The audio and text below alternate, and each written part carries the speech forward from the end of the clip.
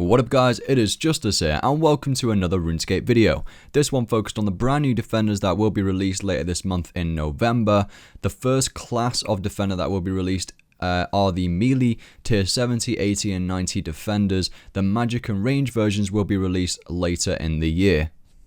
Now, first off, you must have the previous version of the defender within your inventory or wielded to gain the next tier drop. So you're going to have to start with a dragon defender, and therefore this video will help anyone who has only just started playing the game of RuneScape, I'd say over the past couple of years. And you're probably maxed out by now anyway, and you're probably interested on or maybe wondering how to get the original defenders. So the first half of this video, or the first part of this video, will be focused and aimed at those people who have joined the game within the past couple of years and they just want to know a really quick way of getting up to the dragon defender. So I'll start off with that. The second part of this video is going to go through the brand new defenders, the tier 70 plus that will be released later this month, and it's going to go through how to get those as well. And it's really interesting how they're introducing them into the game. So these defenders are really going to shake things up a little bit in the combat world. First off, how do you get up to the Dragon Defender? Well, you need to enter the Warriors Guild. You must have a combination of attack and strength up to the level of 130 or just 199 in either attack or strength. But let's be honest, since the EOC was released, lower level monsters have become extremely easy on the game. So the Cyclops, which you need to kill on Warriors Guild, is going to be are extremely easy. They're very low level. I think they're like around the 50s. And then the main one, or the big dude that can spawn later on within the fight, if you're in there for around 20 minutes, that one gets up to around level 90 odd. So not too difficult anyway, but take a bunyip anyway, because bunyip hype. You don't need to stay there for multiple defenders. Going back to this area is seriously bringing back a lot of nostalgic feelings, because I remember coming here with a lot of mates in the area and just farming dragon defenders, because when you used to die with them, they would just disappear. And yeah, that was extremely irritating. So I just farmed loads of them within my bank. And throughout this video, actually, I was trying to come across the big guy so I could show you the big guy, Cyclosus. But he just didn't spawn for me. It was ridiculous. I ended up getting like 5 or 6 dragon defenders, which you'll see in my inventory, before I even got to that point. But if the big Cyclosus guy does spawn, you've pretty much got a guaranteed defender of the tier that you're up to. Anyways, let's get into the method of how to get to that point so you can start killing the Cyclops. So the fastest way is by buying a full set of rune armor. That's a full helmet, plate, body and legs. That's all you need, those 3 pieces. On the very first floor, just take the first left in the Warriors Guild, use the rune armor on the mechanism in that room, so on the red aura that's showing on the floor. That will then transform the rune armor into a living armor piece, into a living armor set. You then have to fight it. You literally one-hit it depending on what armor and level you are, but even if you're not a very high level, you should be okay here. And just kill that rune armor piece. Every single time you kill a rune armor set, you get 80 tokens. You need a minimum of 200 tokens to get into the Cyclops area, which is on the very top floor, and then you start killing the Cyclops to receive defenders. Little quick tip, make sure to put your looting mechanic system on, the brand new looting mechanic. That way you can just pick up all of your rune armor pieces after each time you kill it very quickly and efficiently. And as you've probably seen by now in the video, it's an extremely fierce fight. So yeah, when you go to the top, you must have the highest defender possible to receive the next tier. In this case, I already have the Dragon Defender, and so I just keep on getting the Dragon Defender drops. Once you do get a Defender drop, make sure to leave the area, so go outside of that doorway and then go back in through the door. That way it'll reset the area so you can get the next tier of the Defender drop. Make sure that you either have it equipped or in your inventory. Otherwise, the game will not recognize that you're looking for the next tier defender. Technically, using all different types of tokens, so different minigames within the Warriors Guild, does give you a greater chance to receive the defender drop. But to be honest, it's more chill in the long haul, just killing rune armor for tokens, and since EOC was released, it's extremely efficient and quick anyway. Like I said, 80 tokens per rune armor set you kill, at least 200 tokens you need to enter the Cyclops area, and yeah. I was fighting these guys for ages just to get the big dude for a thumbnail, and I just gave up in the end. But I managed to get 5 defenders, so yeah, like I need those now. Alright, enough about the old news. Let's go to the new exciting news referring to the brand new future defenders to be released in the game later this month in November. There will be, though, melee, magic, and range versions of defenders of all 3 different types of new tiers, 70, 80, and 90.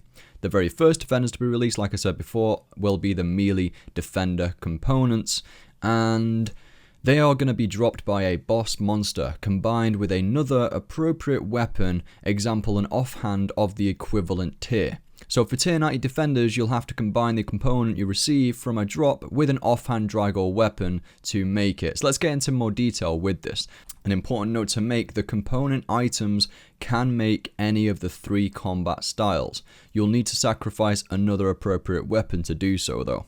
So starting off with tier 70, you're going to have to fight the normal Barrows brothers. You're going to have to fight all 6 of them at least, and then you will have a chance of receiving a component part from that boss slash minigame, and you will then have to combine that component part with any Barrows melee 2-hander weapon to make the melee tier 70 defender. Now moving on to the tier 80 version. A tier 80 component will be dropped by Nex. So you're gonna have to fight Nex, guys. This is gonna be great news for any solo Nexers out there who can solo this boss, because it'll still give you a higher chance then of receiving it above someone else. Although when you duo, if you plan it out correctly, you can get extremely quick speed kills, and you can take it in turns of who's gonna get the loot. But overall, I will probably just be soloing Nex to receive this component, and that'll be good stream content and YouTube content, and also loot content as well. But with the tier 80 defender, this is a little bit different now. It kind of shocked me a little bit actually. They're getting different parts of the game involved with this update. You're going to have to combine the tier 80 component with a new Dungeoneering reward shop item. I'm not sure how many tokens this is going to cost. I really have no idea. I'm not even going to predict anything. But this item will be called the Chaotic Splint. Okay, I'll predict something. Maybe 1 to 500,000 tokens or something around that. It's going to be expensive, whatever it is. But yeah, that's different. So you got to combine the tier 80 component with a Chaotic Splint. Now moving on to the tier 90, which a lot of high levels who are subscribed to me will be most interested in. So with the tier 90 component, this will be dropped by the one and only Calfight King. And this obviously links with Drygor weaponry and the melee defender. So this will be dropped by the Calfight King. It will be called the Perfect Chiton. So that's what it will be called when it drops on the floor. You will then have to combine this with any offhand Drygor weaponry to make the melee defender. So you'll probably just choose the offhand Drygor mace as it's cheaper. And there you go, guys. That is how you're going to have to make the brand new tier 90 defender. You're going to have to include within that all of the previous components, and you're going to have, let's say, in order to get the tier 80 defender, you're going to have the new tier 70 equipped or in your inventory. And likewise, with the tier 90 defender, you're going to have the tier 80 defender equipped or in your inventory in order to receive that next tier. Let's get into some of the more interesting parts of this update as well, the stats of the defenders themselves. So to explain this, we're going to use the tier 90 version just to keep it, concise and consistent. You'll be able to use both defensive abilities such as Resonance and Barricade, along with dual wield abilities such as Destroy. To balance this, Jagex are looking at making the defense offered from the defenders half of their shield equivalent, for example a Malevolent Kite Shield. And that will also be a similar effect with the DPS offered, so it'll be potentially, they're looking at half of an offhand Drygor weapon damage, let's say. That's what it's going to offer in DPS. So that's going to mean less DPS than pure dual wielding with, let's say, dual Drygors, but you'll also have a slight defense buff whilst using both of these things, because you've got defense coming from the defender as well, 50% defense of a Malevolent Kite Shield, and you're able to use defensive abilities, which is going to increase your defense against monsters even more, using Reflect, Resonance, Preparation more easily. Potentially, it's going to be a nice switch to use within boss fights. It will definitely make soloing monsters easier, such as Nex, once the range equivalent is released for those who are learning the mechanics. The repair cost will most likely match that of an equivalent tier offhand weapon. And either way, whatever happens with this setup, the Revenge ability will be extremely interesting here. So the revenge ability increases the damage output whilst you've got a shield equipped, and this revenge ability will work of course with a defender because you can use defensive abilities. The more you get hit, the higher damage output you deal in the long run. So this will be interesting to use with the defender. And even the full Acto raid gear, once people actually begin to get this, it might be a nice combination to use with this defender due to its set effect. So you're going to need one component per defender you want to make. You can't split them off once you've made it either. So as soon as you combine that component with your defender, your component with an offhand equivalent, you can't split them off. So make sure you definitely want to do that. This could be an item sink here, by the way. However, people will be farming those particular bosses anyway for the defender components and thus receiving tons of drops in the process across the entire community.